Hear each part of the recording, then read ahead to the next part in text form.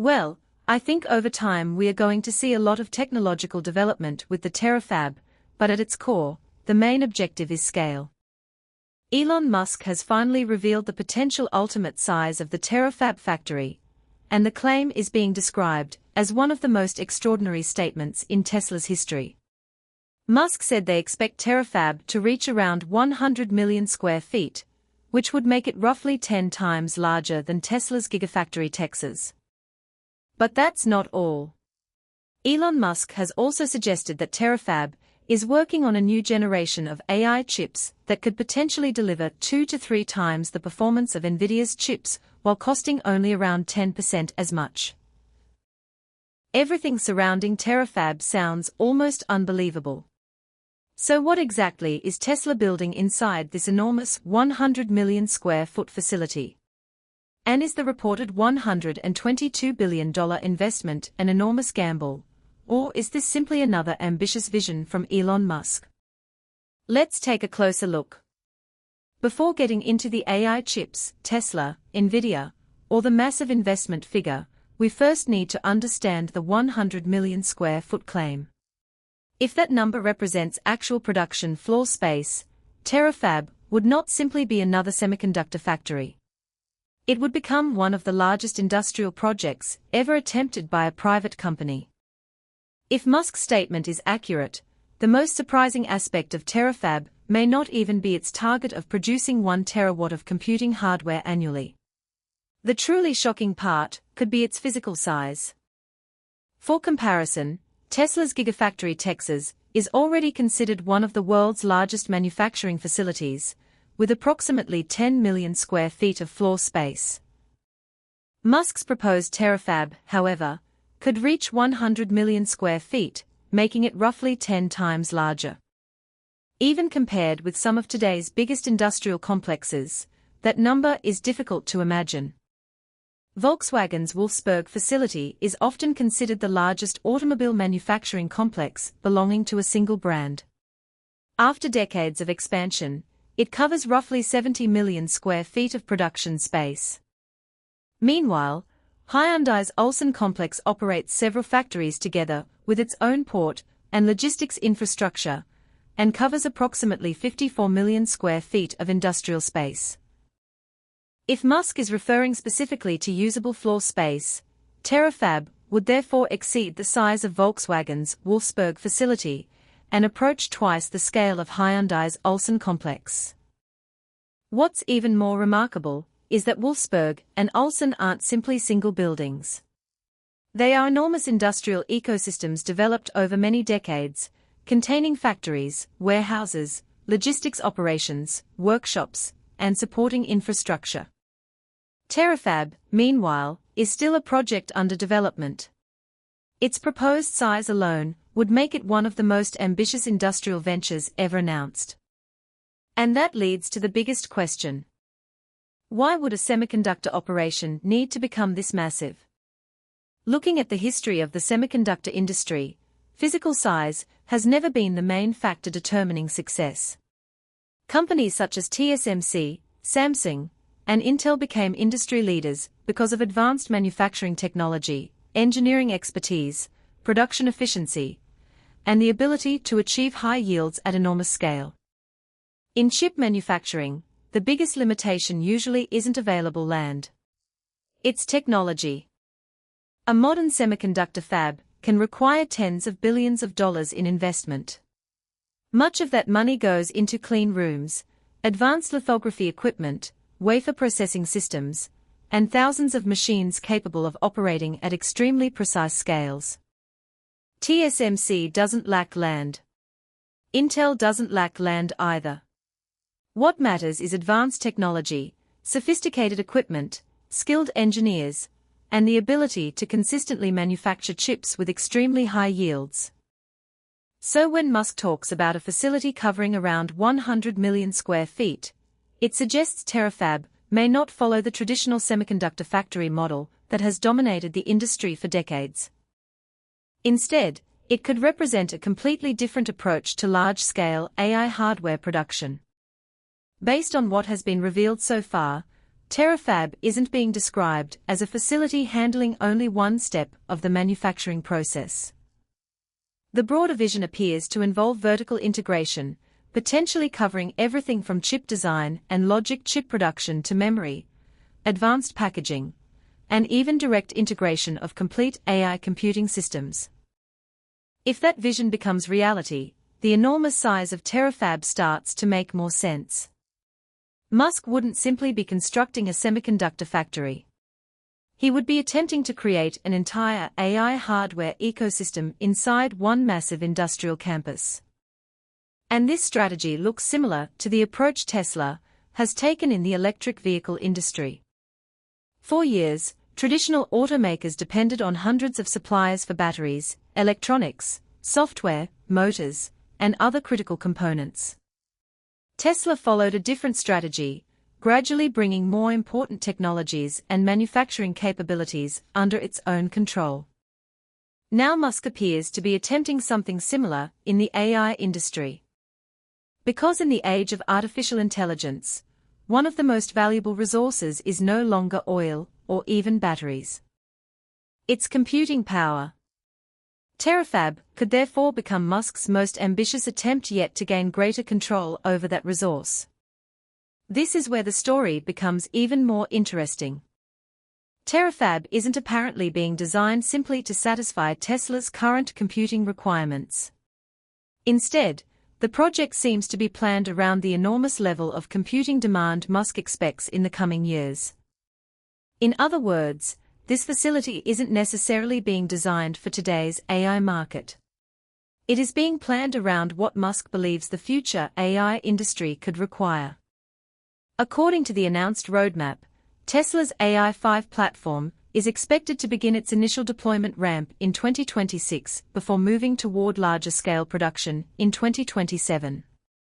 AI6 and AI7 are then expected to follow in subsequent years. If this roadmap develops as planned, Tesla won't simply be upgrading its AI hardware occasionally, like traditional automakers introducing new vehicle platforms. Instead, Tesla would be attempting to establish a rapid hardware development cycle more similar to the semiconductor industry, where computing performance can increase substantially from one generation to another. This matters because Tesla's ambitions now extend far beyond electric vehicles. Future generations of AI hardware would potentially support autonomous vehicles, Tesla's Optimus humanoid robots, AI data centers, and other automation systems simultaneously. If millions of vehicles and potentially millions of robots eventually operate using a shared AI architecture, the demand for computing power could reach extraordinary levels. And that's only the terrestrial side of the plan. Alongside AI chips intended for Tesla and xAI, Terafab has also been associated with the D3 chip program, which is reportedly focused on space applications. These processors would need to operate in environments that conventional commercial chips don't normally have to survive. Space hardware must deal with radiation, extreme temperature changes, and limited cooling options. That means the engineering requirements are completely different. Creating a powerful AI processor for a data center is one challenge. Designing a chip capable of maintaining reliable performance in the harsh environment of space is another. If successful, the D3 program could push Terafab's ambitions beyond Earth-based AI infrastructure and into the next generation of space computing. Inside Terafab, these two different engineering goals could potentially operate alongside one another. One side would focus on AI processors optimized for robotics and real-world applications, where performance and efficiency are critical. The other would focus on D3 processors designed for space systems, where durability and reliability become the highest priorities. This combination could position Terafab as the hardware backbone for Elon Musk's wider technology ecosystem rather than simply another semiconductor facility. Driven by this ambition, Musk has claimed that the company's developing architecture could potentially deliver 2 to 3 times the performance of Nvidia solutions at roughly 10% of the cost for certain AI workloads. These figures remain ambitious and should be viewed as targets rather than proven results. But they reveal the scale of Terafab's intended goal. Musk isn't simply trying to compete with Nvidia around the edges. He appears to be targeting a fundamental change in the economics of AI computing. If a company could actually manufacture AI hardware offering significantly greater performance at a fraction of the cost, the consequences would extend far beyond Tesla. It could potentially transform the entire AI industry, especially as the cost of computing becomes one of the biggest barriers to building increasingly powerful AI models. However, this raises another major question. Even if Terafab is constructed according to plan, and even if AI5, AI6, and future Tesla processors perform exactly as expected, would that really be enough to challenge Nvidia? Because while Musk is focused on the future, Nvidia continues to dominate the present. Over the last several years, Nvidia has experienced one of the most dramatic increases in corporate value in modern history. The company was once primarily known for graphics processors used by gamers. Today, it has become one of the central hardware providers behind the global AI revolution. Many leading AI systems, including ChatGPT, Google Gemini, Claude, and Grok, have relied heavily on Nvidia hardware during their development and training. But Nvidia's biggest advantage isn't simply the chips themselves. Its real strength comes from becoming the industry's default platform. When a company decides to build a large AI data center, Nvidia is often one of its first choices. When AI startups receive billions in investment, a significant portion of that money can ultimately return to Nvidia through purchases of GPUs and related infrastructure. And as governments around the world begin investing in national-scale AI infrastructure, Nvidia continues to appear prominently in procurement plans. As a result, Nvidia's revenue has expanded at a pace that very few companies in history have achieved. Its data center business has become an enormous source of revenue, generating tens of billions of dollars each quarter. Market estimates from organizations such as IoT Analytics and Gartner have placed Nvidia's share of the dedicated AI accelerator market at extremely high levels, with estimates often ranging around 85% to 95% depending on the segment and methodology. The scale of Nvidia's dominance becomes even clearer when we examine major AI infrastructure projects. During Meta's AI expansion, Mark Zuckerberg said the company had accumulated roughly 350,000 Nvidia H100 GPUs, with individual chips reportedly costing tens of thousands of dollars. That means Meta's spending on Nvidia hardware alone could reach well into the billions.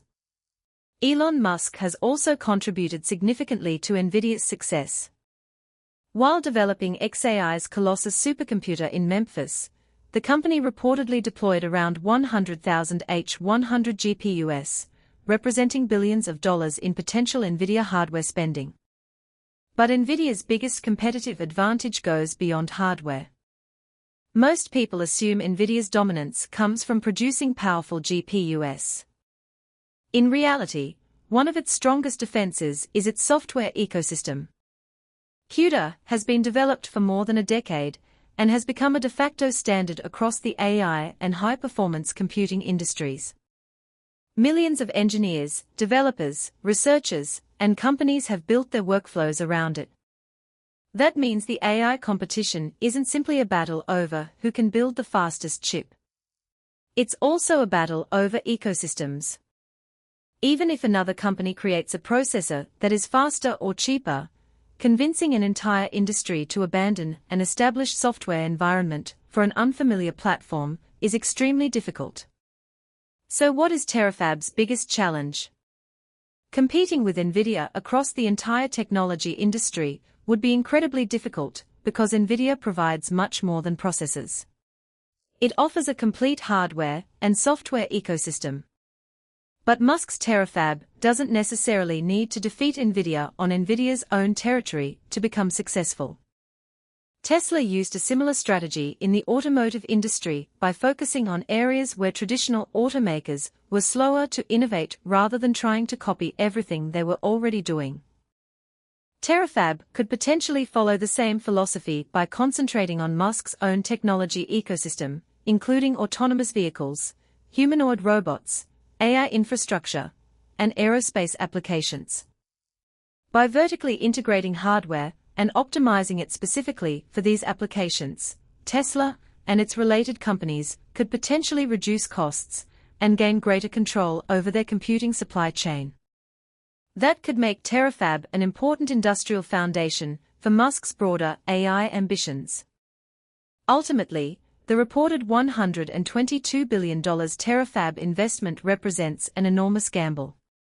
If the project succeeds, it could give Musk greater technological independence and provide his companies with a massive supply of specialized AI hardware. But if the ambitious targets fail to materialize, it could become one of the most expensive industrial experiments in Silicon Valley history. These are the latest developments surrounding Elon Musk's Terafab project. What do you think about this enormous plan? Do you believe Terafab can actually reach the proposed scale? Let me know your thoughts in the comments below. That's all for today's episode. If you enjoyed the video, make sure to hit the like button, subscribe to the channel, and turn on notifications so you don't miss our next breakdown. Thanks for watching, and I'll see you in the next video.